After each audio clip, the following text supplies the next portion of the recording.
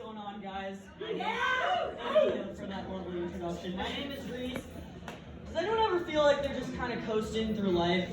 Yeah. This is gonna get kind of dark, I'm not gonna lie. But as the main man Pete Davidson says, this is the real me, off the meds. I'm just kidding, I'm totally still on them, and it's probably necessary too, because my friend was trying to give me a pep talk before I came up here, and she was just like, you know, so what if you bomb? Like, we'll laugh about it tomorrow. And I like how she kind of like assumes I'm gonna bomb, and some friend, right? And I go, I don't really care if I bomb. I care if I wake up the rest of my life, I'm happy. Follow that bitch.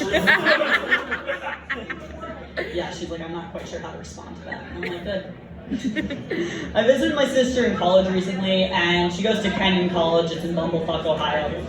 And it was fun. Like, we went to a Buffalo Wild Wings, because that's what you do when you're in Bumblefuck, Ohio. And my sister's on the lacrosse team, so I was walking around the athletic campus, and naturally I started flirting with the strength and conditioning coach.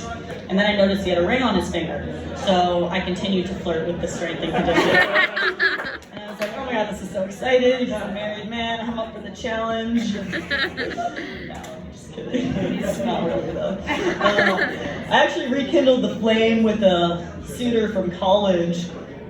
And he's the kind of guy that would be like a dick to me in front of his friends. Like, I'd show up to the party and he'd be like, oh great, Reese is here, which is really funny, haha. And then like 2 beers later, because he's a fucking lightweight, would come up to me with this like douchebag energy and be like, by the way, you look really pretty tonight. And I'd be like, oh, and go home with him. You know how it goes. So I'm in New York, and I run into all my friends from college. We're having this reunion, and we're like, oh my gosh, I can't believe it's been 10 months since we graduated. We're so old.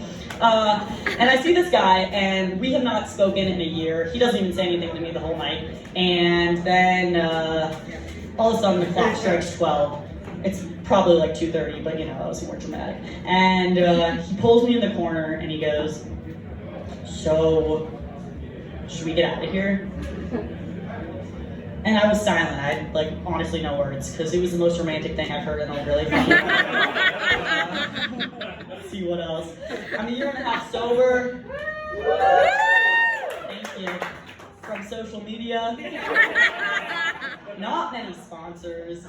I had a neighbor tell me recently that I would really thrive in an AA meeting, which is strange, but, like, she's like, no, like, I really think you would, you know, have a good time there. We have all these really deep talks.